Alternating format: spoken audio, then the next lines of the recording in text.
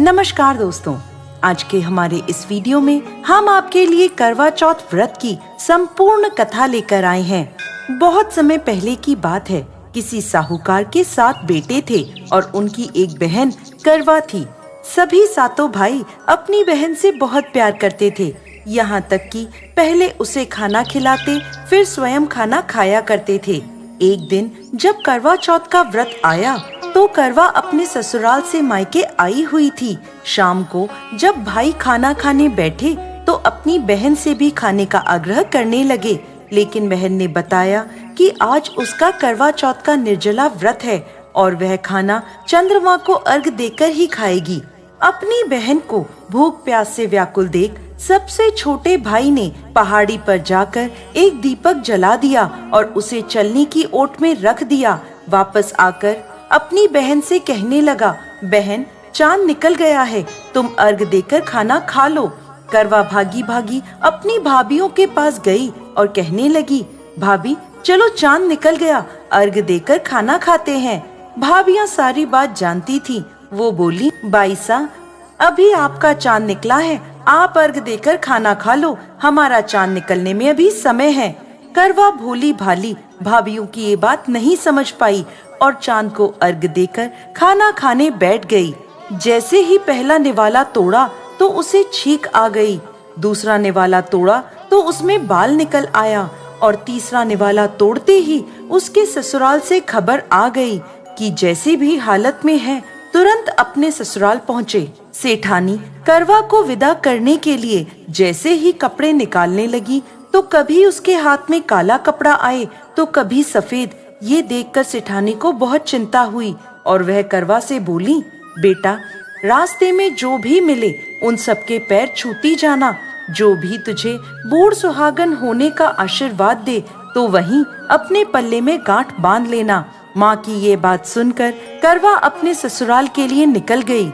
रास्ते में जो भी मिला करवा उन सबके पैर छूती गई।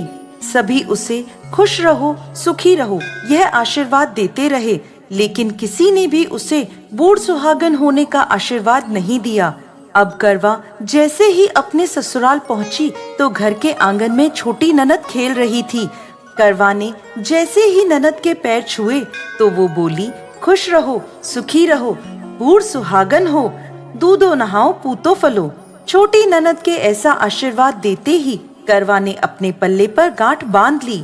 जैसे ही वो अंदर गई तो देखती है आंगन में उसके पति का शव रखा था और उसे ले जाने की तैयारी की जा रही थी।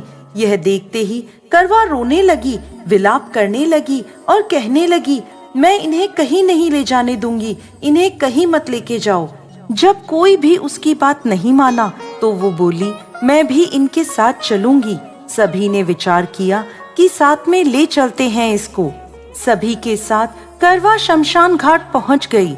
जब पति के अंतिम संस्कार का समय हुआ तो वह बोली, मैं इन्हें नहीं जलाने दूंगी। सब कहने लगे, पहले तो अपने पति को खा गई, अब उसकी मिट्टी भी खराब कर रही है। लेकिन करवा ने किसी की एक ना सुनी। सभी लोगों ने आपस में विचार विमर्श किया और उसको शमशान में ही एक झोपड़ी डलवा दी। उस झोपड़ी में करवा अपने पति को लेकर रहने लगी। अब करवा सुबह शाम अपने पति की साफ सफाई करती और उसके पास बैठी रहती थी। सुबह शाम छोटी ननद आकर उसे खाना पानी दे जाया करती थी। अब वह हर महीने की चौथ का व्रत करने लगी। व्रत करती, चंद्रमा को अर्घ देती और जब पूजा करने बैठती तो चौथ माता प्रकट होकर कहती, करवो ले घड़ी बुखारी करवो ले, भाइयों की प्यारी करवो ले। तो करवा उनसे अपना सुहाग मांगने लगती। हर महीने की चौथ माता उससे कहती, तेरा सुहाग हमने नहीं, सबसे बड़ी चौथ माता ने लिया है, उनसे अपना सुहाग मांगना। ऐसे करते करते अश्विन की चौथ आई तो करवा उनसे कहने लगी, माता मैं 12 महीने से यहाँ बैठी चौथ का व्रत कर रही हूँ, अब तो मुझे मेरा सुहाग वापस लौटा दें। तब अश्विन की चौथ माता करवा से कहने लगी, तेरा सुहाग हम नहीं लौटा सकते, तुझसे बड़ी कार्तिक की चौथ माता नाराज हैं। यदि तू अपने पति के प्राण वापस चाहती है तो उनके पैर पकड़ लेना और उनके पैर छोड़ना मत। 16 श्रृंगार का सारा सामान तैयार रखना। ऐसा कहकर चौथ माता अंतर्ध्यान हो गईं। जब कार्तिक की बड़ी चौथ आई तो करवा ने अपनी छोटी ननद से 16 श्रृंगार का सुहाग का सारा सामान मंगवाया। जब ननद ने जाकर माँ को यह बात बताई तो सास बोली, पागल हो गई है, जो मांगती है दे आओ। छोटी ननद सुहाग का सारा सामान लाकर करवा को दे देती है।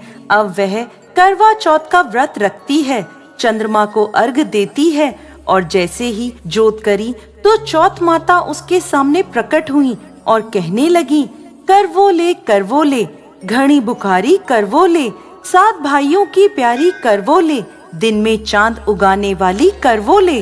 तब उसने उनके पैर पकड़ लिए और बोली, माँ मेरा सुहाग मुझे वापस लौटाओ। ये सुन चौथ माता बोली, अरे तू तो बहुत भूखी है, 7 भाइयों की प्यारी है, तुझे सुहाग का क्या काम। तो करवा कहने लगी, नहीं माता, मुझसे बहुत बड़ा पाप हो गया, मेरे सुहाग को मुझे वापस लौटा दो माता। मैं आपके पैर तब तक नहीं छोड़ूंगी जब तक आप मेरा सुहाग मुझे वापस नहीं लौटाती। यह सुनकर चौथ माता ने करवा से एक एक कर सुहाग का सारा सामान मांगा और करवा उन्हें सारा सुहाग का सामान एक एक कर देती गई। तब चौथ माता उससे कहने लगी, तुझे जरूर व्रत करने की सारी विधि सब बात कोई समझा के गया है।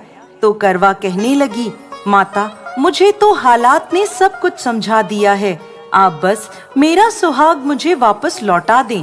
तब चौथ माता ने अपनी आँखों से काजल निकाला, उंगलियों से मेहंदी और मांग से सिंदूर निकालकर उसे करवे में घोल दिया और उस जल से उसके पति को छींटा लगाया। छींटा लगते ही उसका पति जीवित हो गया। जाते जाते चौथ माता उसकी झोपड़ी पर लात मार गई, जिससे उसकी झोपड़ी महल में बदल गई। करवा के सब सुख आनंद हो गया। शाम को जब छोटी ननद भाभी के लिए खाना लेकर आई तो देखती है कि भाभी की झोपड़ी तो कहीं है ही नहीं, उसकी जगह एक बड़ा सा महल खड़ा है। उधर करवा खिड़की में बैठी छोटी ननद के आने की प्रतीक्षा कर रही थी। छोटी ननद को आता देख करवा दौड़ी दौड़ी उसके पास गई और कहने लगी, देखो बाईसा, आपका भाई जीवित हो गया। घर जाओ और माता जी से कहो कि गाजे बाजे के साथ हमें लेने आए। छोटी ननद दौड़ी दौड़ी माँ के पास गई और कहने लगी, माँ भाई जीवित हो गया। माँ कहने लगी, अब तक तो वो भाभी ही थी, अब तेरा भी उसके साथ साथ दिमाग खराब हो गया है। तो वह बोली, नहीं माँ, मैंने अपनी आँखों से देखा है, भाई जीवित हो गया है। ये सुन माँ और बेटी दोनों गाजे बाजे के साथ अपने बेटे और बहू के पास पहुँचे। बेटे को जीवित देख सास बहू के पैर छूने लगी और बहू सास के पैर छूने लगी और कहने लगी, माताजी देखो आपका बेटा जीवित हो गया। तो सास बोली, बहू मेरा बेटा नहीं, तेरा पति जीवित हो गया। मैंने तो साल भर पहले ही इसका अंतिम संस्कार कर दिया था, ये तो तेरे भाग्य से वापस आया है। हे चौथ माता, जैसी पहले साहूकार की बेटी के साथ करी वैसी किसी के साथ मत करना, और बाद में जैसे करवा के पति को लंबी आयु दी वैसे ही इस कथा को कहने वाले, सुनने वाले और हुंकारा भरने वाले सब पर कृपा करना। जय चौथ माता।